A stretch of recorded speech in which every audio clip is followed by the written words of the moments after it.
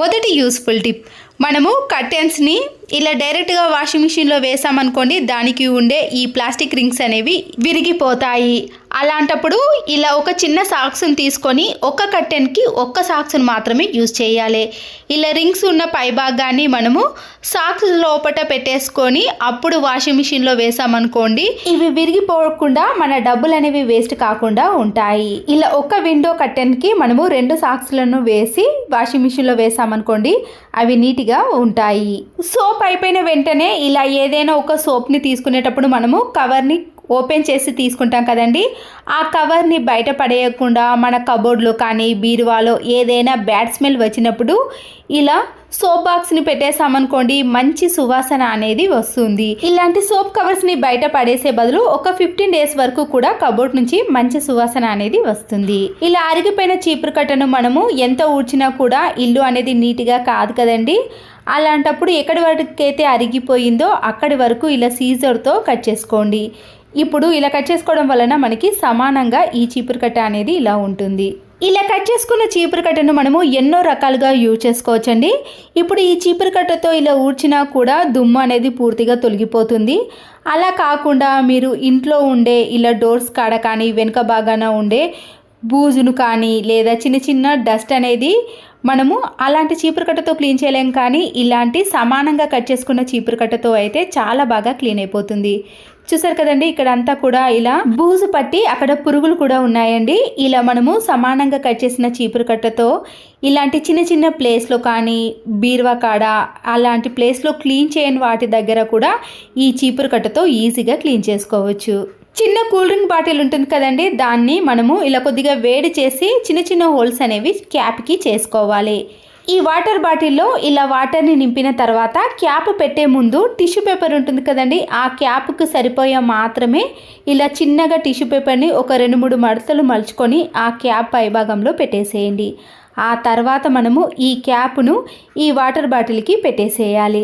ఈ బాటిల్ని రివర్స్ చేసామనుకోండి, దాంట్లో నుంచి డ్రాప్స్ అనేవి పడుతూ ఉంటాయి. మనము ఎక్కడికైనా ఊరికి వెళ్ళినప్పుడు మన ఇంట్లో చెట్లు అనేవి వాటర్ వేయకపోతే పాడైపోతాయి కదండి.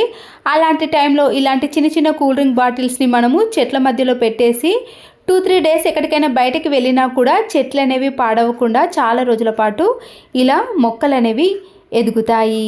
చూసారు కదండి, ఇలా మనకి ఎక్కువగా వాటర్ అనేది లీక్ కాకుండా ఒక్కొక్క డ్రాప్ మాత్రమే పడుతుంది కాబట్టి ఇలా ఎన్ని రోజులైనా మట్టి అనేది తడిగానే ఉంటుంది. కొబ్బరికాయ కొట్టినప్పుడు పీచు ఉంటుంది కదండి, ఆ పీచును పడేయకుండా దీనిని మనము చాలా రకాలుగా యూజ్ చేసుకోవచ్చండి. ఇలా కొద్దిగా పీచుని తీసుకున్నానండి, మనకి సరిపడినంత పీచుని తీసుకొని లెవెల్స్గా ఉండే విధంగా ఇలా సీజర్తో కట్ చేసుకోవాలి. ఈ పీచు అనేది ఇంకా సమానంగా రావడానికి ఇలా ఒక దువ్వెనతో దువ్వేసారనుకోండి, అప్పుడు అన్ని దగ్గర కూడా సమానంగా వస్తుంది. దాంట్లో ఉండే చిన్న చిన్న పార్ట్స్ అనేవి ఇలా పూర్తిగా పోతాయి. ఇలా సమానంగా చేసిన తర్వాత వాటర్ బాటిల్ ఉంటుంది కదండి, పై భాగాన్ని మాత్రమే ఇలా కట్ చేసుకోవాలి. ఇప్పుడు దీనికి ఒక రబ్బర్ బ్యాండ్ను వేసి ఈ పీచును కూడా మనము ఈ వాటర్ బాటిల్లో పెట్టడానికి ముందుగా ఇలా మనము కొద్దిగా హీట్ చేసామనుకోండి, వాటర్ బాటిల్ అనేది దగ్గరికి వస్తుంది. ఇందులో పీచు పట్టే మాదిరిగా మాత్రమే వేడి చేయాలి. ఇలా దగ్గరికి చేసిన వాటర్ బాటిల్లో పీచు పెట్టేసాం కదండి, ఈ క్యాప్లో నుంచి పీచు అనేది కింద పడకుండా గట్టిగా అలాగే ఉంటుందండి. మరొకసారి ఇలా దువ్వెంతో దూసేసామనుకోండి, దాంట్లో ఉండే చిన్న చిన్న పార్ట్స్ అనేవి పూర్తిగా తొలగిపోతాయి. ఇలా ఒక 2-3 సార్లు చేసామనుకోండి, మనము దీంతో ఏది క్లీన్ చేసుకున్నా కూడా దాంట్లో నుంచి ఇలాంటి చిన్న చిన్న డస్ట్ అనేది పడకుండా ఉంటుంది. చాలా మంది దేవుని గదిని చీపురు కట్టతో ఊడ్చలేరు కదండి, అలాంటి వారికి మనము ఇలా కొబ్బరి పీచుతో తయారు చేసిన దాంతో మనము దేవుని గదిని నీట్గా క్లీన్ చేసుకోవచ్చు. ఒక వైపర్ స్టిక్ని కానీ మాప్ స్టిక్ని తీసుకొని మనము ఇలా కొబ్బరి పీచును ఈ వాటర్ బాటిల్లో ప్రిపేర్ చేసుకున్నాం కదండి, క్యాప్కు పెట్టే భాగాన్ని స్టిక్ని పెట్టేసి ఇలా గట్టిగా తిప్పేసామనుకోండి, దాంట్లో ఫిక్స్ అయిపోతుంది. ఇప్పుడు ఈ కొబ్బరి చీపుతో ఈ స్టిక్తో మనము పైన ఉన్న బూజును కానీ లేదా చిన్న చిన్న డస్ట్ ఉంటుంది కదండి, దాన్ని క్లీన్ చేసుకోవడానికి ఈ కొబ్బరి పీచు అనేది చాలా బాగా యూజ్ అవుతుంది. ఇలా విండోస్ని కానీ కిటికీలను జాలీలను ఏదైనా మనము ఇలా కొబ్బరి పీచుతో స్టూల్ కానీ ఎలాంటిది ఎక్కకుండా ఇలా కింది నుంచే మనము క్లీన్ చేసుకోవడానికి చాలా వీలుగా ఉంటుంది. ఇలా మనం పడేసే కొబ్బరి పీచుతోటే కింది నుంచే మనము ఎన్ని ఫ్యాన్లైనా ఇలా ఈజీగా క్లీన్ చేసుకోవచ్చు. స్టూల్స్ కానీ నిచ్చెన వాడేవాళ్ళు ఇలా మనము ఎక్కకుండానే కొబ్బరి పీచు సహాయంతో కింది నుంచే క్లీన్ చేసుకోవచ్చు.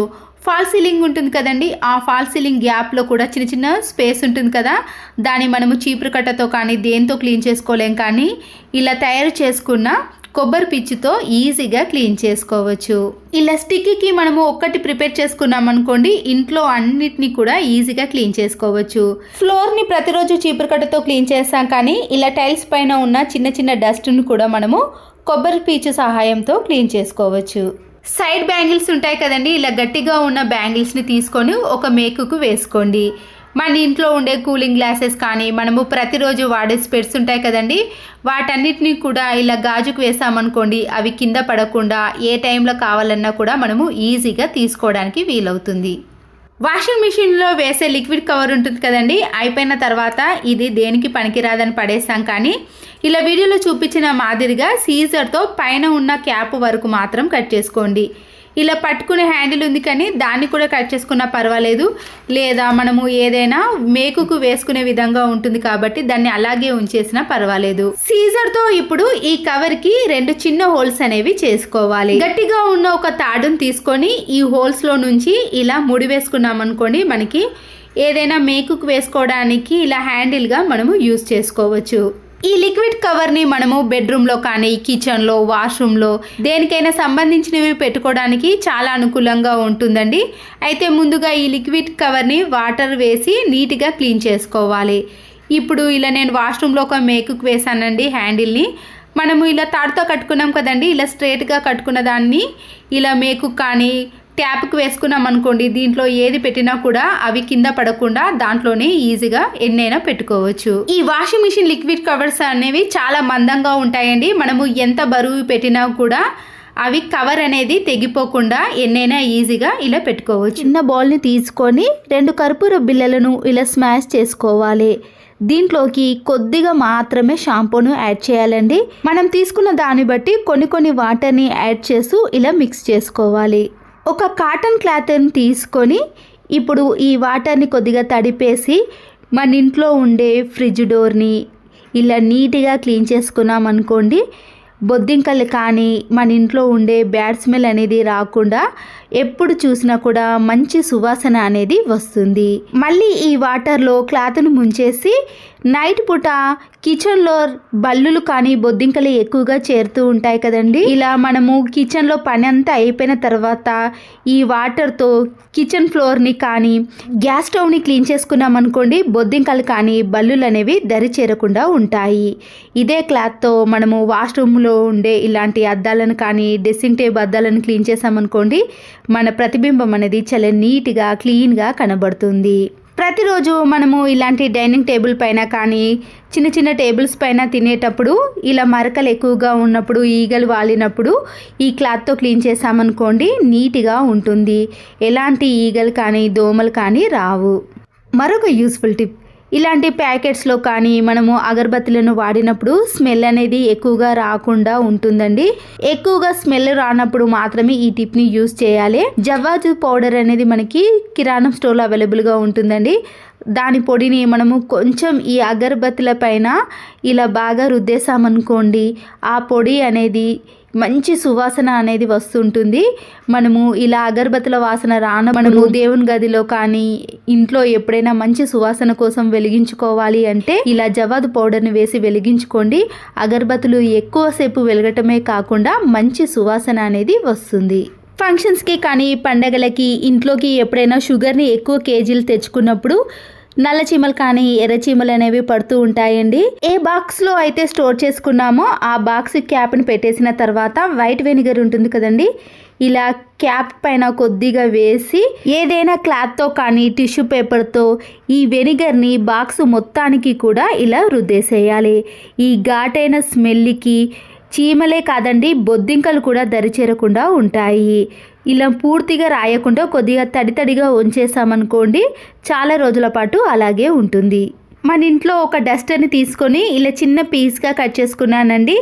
ఇప్పుడు కిచెన్కి సంబంధించిన సీజర్ కానీ నైఫ్ కానీ పీలర్ కానీ స్టిక్ కానీ ఏదైనా సరేనండి, ఇలా షార్ప్గా ఉన్న దాన్ని ఈ డస్టర్లోకి పెట్టేసామనుకోండి, షార్ప్నెస్ అనేది తగ్గిపోకుండా ఉంటుంది.